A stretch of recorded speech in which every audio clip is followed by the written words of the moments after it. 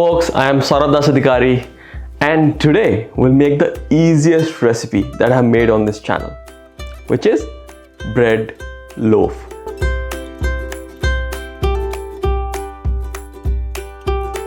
This is essentially your sliced bread which you use in sandwiches.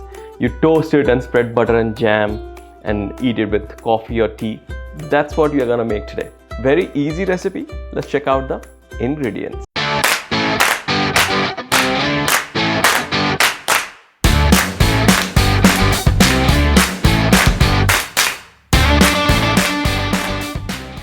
To make a bread loaf, we need these 7 ingredients. This is 420 grams of white bread flour. You can use all-purpose flour instead as well. In cups, this is about 3.5 cups. This is 180 grams or 3/4 cups of milk. This is 120 milliliters of water, 8 grams of active dry yeast, 50 grams of sugar. You can reduce the amount of sugar to 1 tablespoon as well, 8 grams of salt, and 6 tablespoons of butter. You can increase the amount of butter to 8 tablespoons or 10 tablespoons. If you increase the amount of butter, the richness of the bread increases, and you can substitute the butter with any unflavored oil like vegetable oil. And to bake the loaf, I'm using a loaf pan. This is how it looks like. This gives the traditional shape to the bread. So let's start by activating our dry yeast.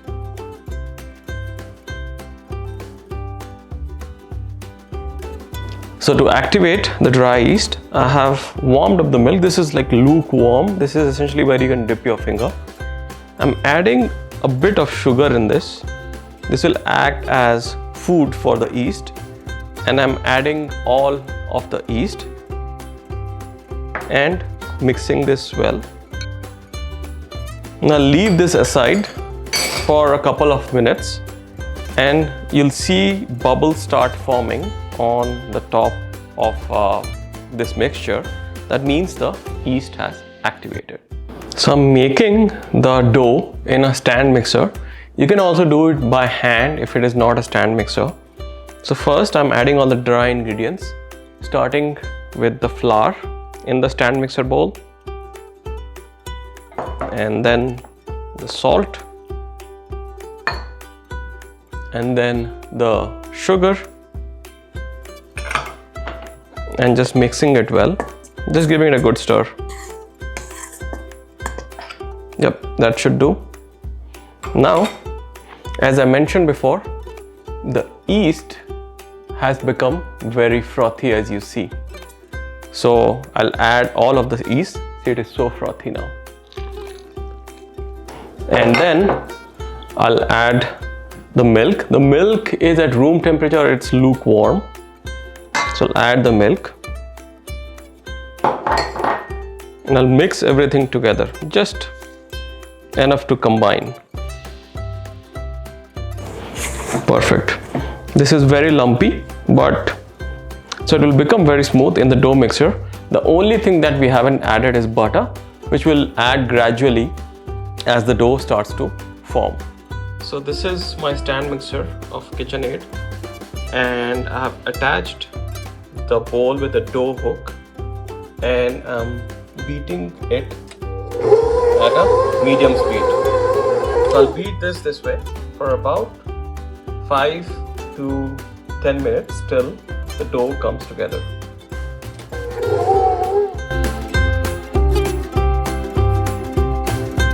As you can see now, the dough is combined well and it's easy to touch. So now I'll start gradually adding butter, and the butter should be soft to add. I'll add this gradually in pieces,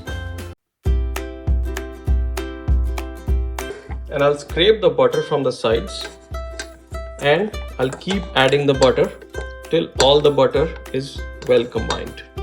When you start combining all the butter, which I have done, you'll see the dough will again start to become not so smooth, and it will eventually become really smooth. So our dough is now ready.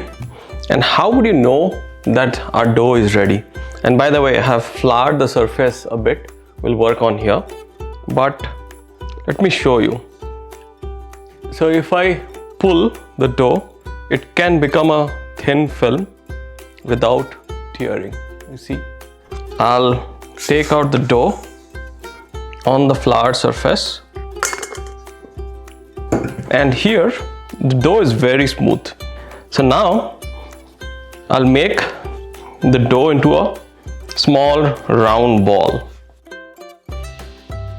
You see, beautiful round ball, and I'll close the seams.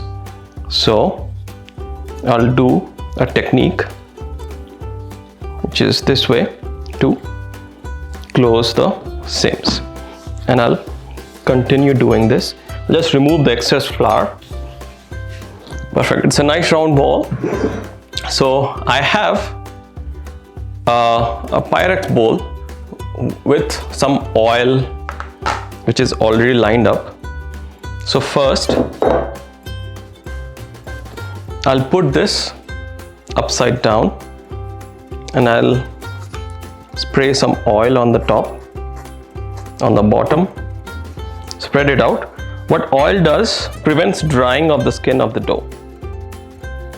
And then I'll turn it and put some oil on top and massage it. Perfect. And I'll turn it again, and I'll store it like this till the dough is double in size. It takes about 30 to 45 minutes, but it totally depends on your room temperature. So give it 30 to 45 minutes. So the dough should double in size. So essentially for me, it should essentially fill up the entire bowl. So see you in 30 to 45 minutes. The dough has doubled in size. So I floured a surface, and I'll just take the dough out. You see, this is so fluffy. Now, so this is the loaf which I've greased already. So with light hands, I'll just spread the dough and try to make a rectangle. And the dough should be extremely stretchy by now. Perfect. So this is a rectangle. Now I'll start folding. I'll roll the dough. So I'll take the dough and I'll roll it. There you go. And I'll pinch these edges and pinch the sides, as you see, and make sure it is even. Now I'll roll the dough on the seam, lift it and place it gently in the loaf pan. Make sure that the ends are tucked in. Perfect. I'm taking a plastic or a cling film, and I have greased it lightly, and I'll lightly placed it on the top of the loaf and let the loaf rise for another 30 to 45 minutes till it is 1 to 2 inches above. So it should be 1 to 2 inches above the edge of the loaf pan. So as we set this aside, I'll heat up the oven at 375 Fahrenheit to make sure that the oven is heated evenly. So see you in about 30 to 45 minutes.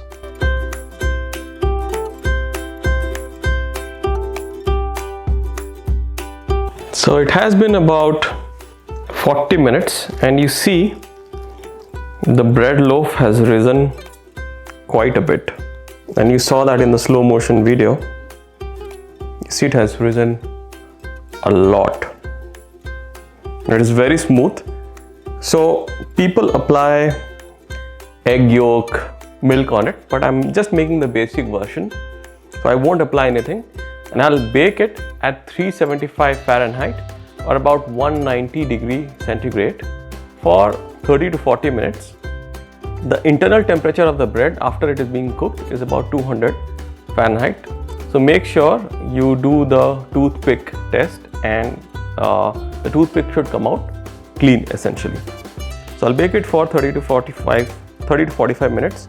The top of this will become golden brown.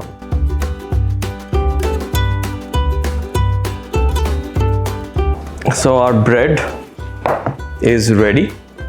See, the color has come out so beautiful.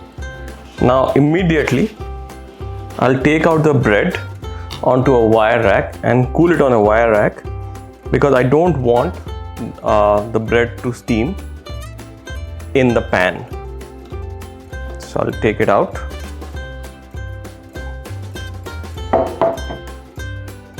And keep it on the wire rack. Let it cool for about 45 to 50 minutes before we slice it. And let me show you how it has turned out. Very beautiful color. See, this is how it has turned out. A bread better than your store-bought bread. So this was the recipe for bread loaf or your typical sliced bread. And this is how it has turned out. See, beautiful brown top, a muffin on the sides, better than your store-bought sliced bread. And this is a jumbo size bread. So cut it, slice it, toast it, spread some jam and butter, make a sandwich. Now all of this you can do with your homemade sliced bread. So hopefully you like this video. Try out my recipe and let me know how it turned out for you in the comment section. And yes, if you like my video, don't forget to like and subscribe to my channel to continue seeing the best recipes of the world.